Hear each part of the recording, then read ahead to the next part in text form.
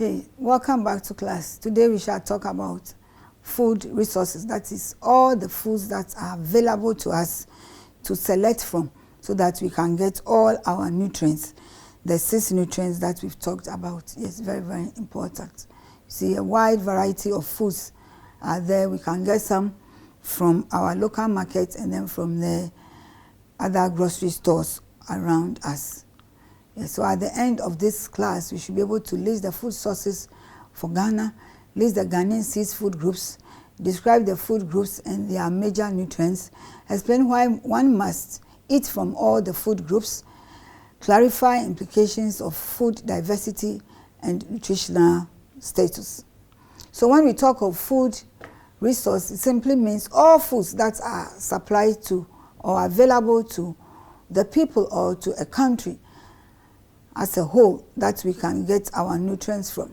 And this, under this, we can classify them into the plant foods, animal foods, and other categories, such as mushrooms, fermented products, and then alcohol. So when we talk of the Ghanaian seed food groups, we have our cereals and grains, which form the base, which we are supposed to eat in large quantities, as the shape of the pyramid is showing. Then we have our starchy roots and tubers. Then we have our fruits and vegetables. We have our legumes, oils, seeds, and nuts. Then we have our animal and animal products. And then we have our fats and oils being at the apex. And that shows that it should be eaten in smaller quantities. Yes. However, the Ghana Health Services has reclassified this into 3 groups known as the energy-giving foods. And the energy-giving foods, we have our starchy roots and tubers and our cereals to form that group, with the oils and fats, just as they are the macronutrients, part of the macronutrients. And then we have the protective foods, which is the fruits and vegetables, and then the body-building foods, which are the legumes, oils, seeds, and nuts, and then the animal and animal products. So the cereals, examples are maize, sorghum, millet, and so forth. Generally, they have the fairly small nutritive value as compared to other foods. So we cannot eat them alone and be okay. We need to balance them. We need to balance them with other foods. They are basically energy dense. And then the table that I have there should give you a profile, an idea of the nutrients that they contain. You don't need to memorize them, but have an understanding of them. The starchy roots and tubers, examples are cassava, sweet potatoes, cocoyam, and plantain. And I want you to know that they, as well as the cereals and grains, they are eaten basically for their carbohydrates to provide us with the energy. So if you cannot afford rice, it doesn't mean that one should by all means buy rice. No. Then the next group, which is the fruits and vegetables, yes, we have a wide range of fruits in our part of the world. And the colored ones, they are rich in the provitamin A, which we've discussed earlier on, and they are also rich in macronutrients. They contain some sugars, and in addition, they also contain the unavailable carbohydrate, which is known as the dietary fiber. So we should be able to eat enough to be able to meet our needs. And when it comes to the fruits also, we have a wide range of fruits. We have the oranges, we have the mangoes, we have the pineapples. Mangoes, for example, they are also very rich in vitamin A. They are also rich in the provitamin, the carotenoids. And once they are in season, if one eats enough, studies have shown that you can store them up to 6 months. So by the next 6 months, it would have been in season again. Then one can have them. Pawpaw also is also rich in vitamin C that we can also have, also contains some provitamin A and so forth. And then when it comes to banana, also we have a lot in the country, also very rich in potassium, which is very good and helps to protect the heart. It plays an important role in lowering blood pressure. So for those who have high blood pressure, having banana a day can help them in addition to their medication as per the doctor's advice. Then with our vegetables, yes, they are also very rich in the micronutrients, and with the dark green leafy vegetables, as we saw them, they are also rich in our vitamin A. Yes, contomere is very good. Cassava leaves are also eaten ademi, also very good. We have quite a number of them on the market. So even if you don't know how to prepare them, once we get to the market, we ask the women, they will help us. And apart from the vitamin, they are also rich in vitamin C. They are also rich in the folic acid. They contain iron, they contain calcium. So see, our vegetables are wonderful. So once we eat and eat them well, they can keep us away from the doctor. And we might not need to buy medicine to cure ourselves. That is why sometimes we say an orange a day will keep the doctor away. But that is both orange and vegetables once we are eating them. That is why the Ghana Health Service is calling them the protective nutrients. The fruits and vegetables as the protective nutrients. They are the nutrients that are to protect us from diseases. Yes, so as we treated the vitamins, I mentioned vitamin A, that when we sun dry, we lose them. In addition, vitamin C can also be lost from sun drying because it is a water-soluble vitamin. It is a water-soluble vitamin.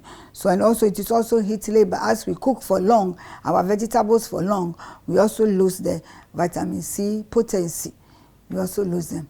Our animal and animal products, yes, we have our meat, we have our fish, we have our eggs, and then we have their products. Yes, sometimes the products that are made here, for example, the sausages, we have observed and seen an analysis that we have done. We've shown that sometimes they do not contain enough of meat, or even if it is fish sausage, or it doesn't contain enough of fish. So basically, it doesn't contain enough of protein, and rather what they use to add to give bulk, the carbohydrates, is what it contains in large quantities. So if we are using them to feed our children, they are not getting the animal protein that we think we are getting for them. So it is best, instead of the sausages, it is best to give the children the eggs. You know, if you can get a whole chicken from an egg, that tells you that it is a complete food to give to a child. So it is very, very important that we emphasize on that. Why you choose egg over sausage, you should be able to explain. However, our animal products, when they have not been made into their products, they contain high quality protein. The protein, the essential amino acids are complete there when you compare them to the plant protein. So they are superior. However, they are more expensive than the plant source protein, that is the legumes and the nuts. However, studies have also shown that those who eat more meat, they tend to eat more fat. And as you eat more fat, of course, then you are getting to non-communicable diseases. Yes, eating more meat, eating more fat. And then the type of fat too is saturated fat. So the more likely of getting heart diseases is very high. So one, we advise that people should go low on the animal products. A serving is about the size of your palm. It's about the serving of a meat. So if you are taking too much of meat, and no, it is very, very funny. As people get more money, they think they should eat more meat, but they are getting more disease. So the animal products, the fish is superior over meat when it comes to the quality. When it comes to quality, because it contains our essential fatty acids, the omega-3 fatty acids that are heart protective. They protect our heart. So it is best to go for more fish than meat. Then our legumes, oils, seeds, and nuts, that is our plant source of proteins. Yes, they are also rich in oils as well. We have our beans, we have our granules, we have our cashew, we have our melon seeds. That is, example is the Ugrc and the dairy. And now in Ghana, we also have the pumpkin. The pumpkin seeds are also eaten. These are wonderful seeds that are rich in protein, and they're also rich in wonderful oils. That's when we combine them with the other foods, we are able to make complete proteins. Yes, fats and oils, the last group, at the tip of the pyramid, which says that we should eat them in smaller quantities. So we should choose fats that are oil liquid at room temperature than fats that are solid at room temperature. Yes. And when we talk of Ghana, what do we have? We have margarine, we have shea butter. Yes, these two are hard, so they are not the best choice. But we can use them, but in small quantities. Coconut oil, groundnut oil, yes, they are more liquid oil, so they are superior over them. And then our palm oil, which is both liquid and solid, yes. But palm oil is something we value a lot because of the vitamin A. So when you look at it in terms of vitamin A, it is more nutritious than the other oils. However, it has quite a high amount of saturation. But when we eat them in quantities that are just right, not too much of it floating on top of the food, then we are making healthy choices. So plants source oils are also better than animal source oils. So sometimes when we go to buy our foods, on the bucket we see that on the meat they cut the fat and put it there. This is not something we should accept.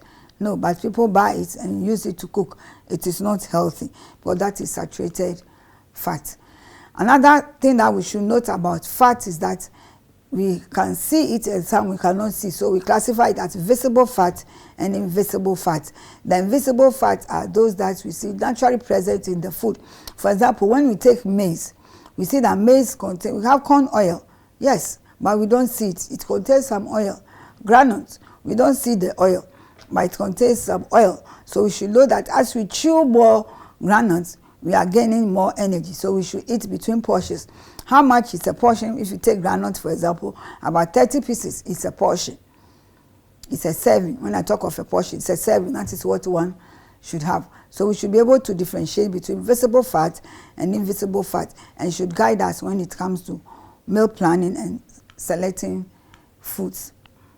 I mentioned earlier on the new classification by the Ghana Health Services, the bodybuilding, energy-giving foods, and then the protective foods. So you should be able to reclassify the 6 food groups into the new groups and know where each one belongs. This is very, very important. So the energy-giving foods, we have the old system, the cereal, grains, starchy roots, and tubers, fats and oils. And then the bodybuilding, we have our animal and then the legumes and oilseeds and nuts. And then the protective foods, we have our fruits and vegetables. So you shouldn't forget this. You should be able to regroup them and to list the food groups. You should be able to know which ones contain our vitamin, which is very, very important. Which of the animal source foods contain high quality protein. These are important questions that you should be able to answer, because these are the principles to guide us to prevent undernutrition in our part of the world. Next week, I'll meet you and we shall talk on food safety. Food safety is very, very important, because the food can be nutritious, but when it is not safe, then it means we shall not get the best. It will rather give us disease. So see you next week.